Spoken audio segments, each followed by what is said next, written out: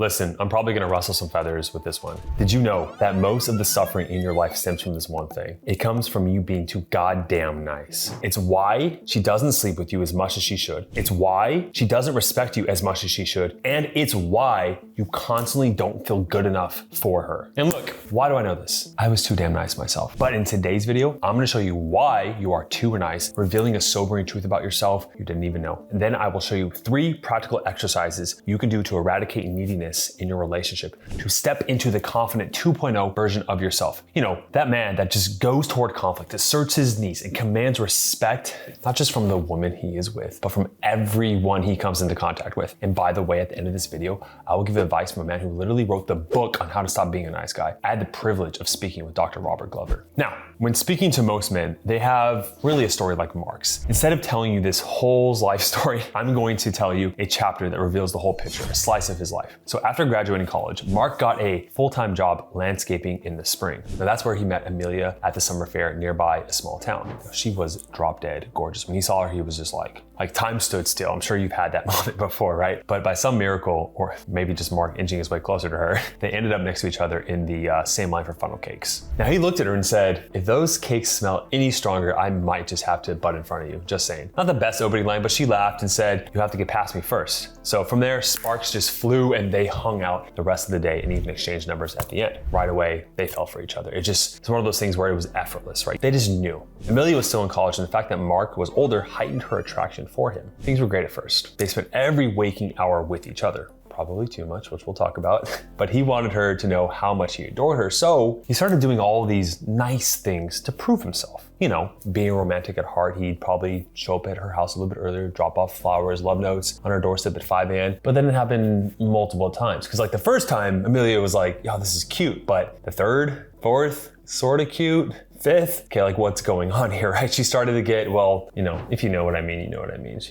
was too much, right? And so whenever eventually she would text, he would run to his phone and respond immediately like it was from the president. And even while at work, his partner would comment on how much he was texting her when he was supposed to be, you know, trimming the grass. Mark's friends got so annoyed when he just bailed from their plans whenever she wanted to hang out, had the opportunity. He was always available for her, right? He was putting her on this pedestal. But to Mark, love works in mysterious ways. And after a few months, unfortunately though, he started to notice that Amelia's texts started coming less frequently and she was making more excuses to hang out with other people, just friends, right? And then eventually when they would hang out, she was kind of distant on her phone and Mark felt something slipping away. His anxiety started to creep up and ruminations of nightmares of other ideas started to happen. So Mark decided to ask her like, hey, you've been busy lately? And she said, yeah, school's been crazy with the workload. But when she said that, it felt like she was lying. Mark was so frustrated because even when he tried to engage in physical contact, which she used to be super soft, she was cold and rigid. She'd pull away even sometimes and just wanted to cuddle instead of do other things. Now Mark didn't say anything because he was afraid of the answer he would hear if he said something, right? But then one day she said she was going to movies with her friends and he had just something in his heart to drive by her house. So he did. And as he was driving there, something was going on. He felt sweaty and nervous and shaking. And then he saw it. He saw Amelia walk out of the house with another guy. He picked her up and put her in the car. At first, Mark wanted to run out there and talk to him and confront and who knows, but he froze and he didn't know what to do.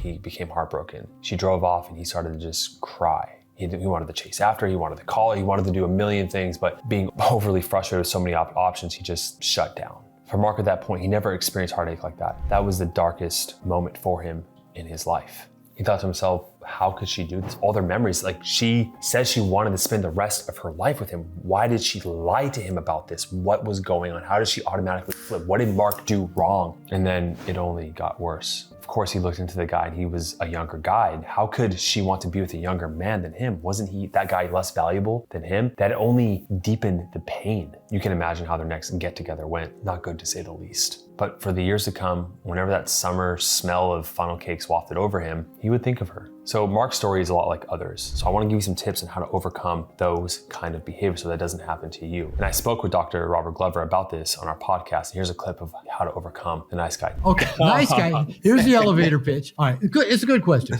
The way for me, the nice guy is a person who inaccurately internalized at a young age an emotional belief, I'm not okay just as I am. Something wrong with me. It's called toxic shame. I'm bad, I'm unlovable, whatever that might be. And then, because it feels bad to believe you're unlovable, you're bad, you're flawed in some way. We all compensate. And by the way, everybody internalizes toxic shame as children or infants because we all believe we're the cause of anything uncomfortable or bad that happens to us. It's our fault. So we all then try to do something with that to not feel bad and try to prevent future bad events from happening that make us feel bad. For nice guys, that's number one, is trying to become what we think other people want us to be in order to be liked and loved and get our needs met. There's something I call covert contracts operating in there for nice guys. So, like if I, every interview show I come on, and go, what do I need to be for these guys to like me, improve me? For me, get a lot of head nods while I'm talking, right?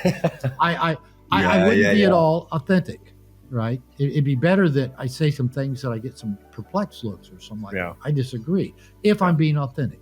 But a nice guy is trying to become what he thinks other people want him to be, to get liked, loved, and get his needs met. And hiding anything about him that might get a negative reaction, abuse, punishment, abandonment, rejection, feeling foolish. So these might be our needs, our wants, our feelings, our opinions, our desires, and almost always our sexuality. So that means the nice guys are walking around repressing basically their core life force, keeping it way down here.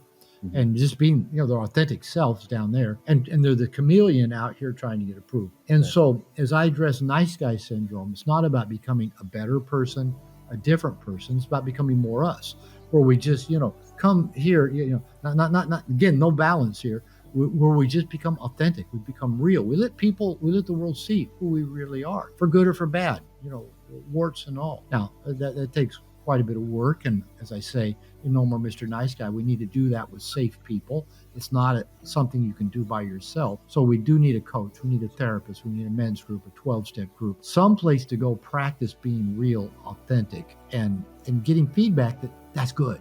That's good. This is the best practical advice I've ever received, by the way, on anyone, how to overcome being a nice guy. If you want that full episode, it's down below. Now, in reviewing this idea for this video, I wanted to give you the best one thing that you could do to become more confident, to reduce any neediness or insecurity of becoming a nice guy, because that's how I was. And I thought to myself, at the past decade as a therapist, like, what is the one thing I taught clients that allowed them to step into the best version of who they are, right? That magnetic, charismatic person. And it's essentially asking me the question, Josh, what is the one exercise in the gym that's gonna get me jacked? Okay, you get the idea. But what I would tell you, if you wanted to get fitness advice from me, which not a bad idea, it's the belief to adopt of becoming someone who actually lifts. So in adjacent to that, after working with 9-figure CEOs, I'm talking about politicians, even actors, what I found with top performers and successful people is that they have one belief that drives them forward. And that belief is no one has life figured out. Okay. There's this idea that we go around life and thinking that person must have life figured out. They don't deal with the same problems I do. And there's like a separation between you and them, right? Like they don't have the problems I have. It is selfish, but at the same time, it's also an illusion, because from the outside looking in, it's easy to say that. But after working with every type of person under the sun, every gender, every age, everything, no one has life figured out. We're all faking it. Okay. And dispelling that illusion allows you to realize that everyone is insecure. Everyone's playing confident and everyone's insecure. I've heard everyone's secrets, right? Everyone is insecure. Realize that. And I wish we could just build all each other up. It's like, hey, the tide rises together, but actually everyone is like falling down, falling apart, just trying to hold it all together, right? Even myself, right? I know what you see on camera is this like polished, well-spoken dude, but I get in fights all the time with my partner, right? And I question things, and that's okay. That's part of life. And so when you can actually learn to accept the insecurities in yourself, right? And that's just a part of who you are to work on. That's what allows you to step into your confidence. The most charismatic people, in my opinion, are the ones that know their flaws and embrace their flaws, not the ones who put on this era of like, I have it figured out, right? Think about that. Like, think of the people you really admire, that you really look up to, and they don't have any neediness, and they're like, yeah, this is just who I am. It's not about building yourself up. Yes, do those things, work out, go to the gym, like read books, all this stuff, watch my videos, but at the same time, the work in becoming who you really are, the man that gets her back, is looking at your flaws, your insecurities, the things that pushed her away, and healing those. It's removing dirt away to reveal the diamond that's within, right? It's the reverse law of this. And that's what it comes down to with being a nice guy. It's not about adding things to your life to become more confident. It's about removing the limiting beliefs, the fears, the trauma, the burdens, the illusions, the self-sabotaging, limiting behaviors that hold you back, okay? Now, by far, what I found the best way in doing this is having an expert who's done this across the course of their life, working with thousands of men. This is what me and our coaches do here in our Marriage Mastery channel. And you can set up a call down below to see if we're a good fit to help you reduce those fears. But if you're not gonna do it with us, at least go see a therapist, talk to some expert out there, because if time is of essence to you and you wanna like shortcut that ability to step into your highest self, this is the process. Finding a coach who's done it, who knows it, who can see you within a second, be like, there it is, man. What's that belief right there? As an example, when I speak with guys, I can see the narrative that they say to themselves. Like there's one guy I love who's in our program, but he has this self-defeating beliefs in him. He's like, oh yeah, I'm growing, but I did this wrong, I did that wrong, I did this wrong. And it's like, why are you beating yourself up? I don't say it like that. I give more love, okay? But the point is I'm able to point out those unconscious thought processes and challenge that. And then when we go deeper into why he said that, it helps reveal this truth that we can then work on. And that is the work, okay? And if you don't want to do it with us, if you don't want to do it with yourself, these things will perpetuate. So I know you do, if you're still listening to my words. So promise me right now, say out loud, say, I will take action on this. I'm hoping you did. Press like if you said that. Okay, there we go.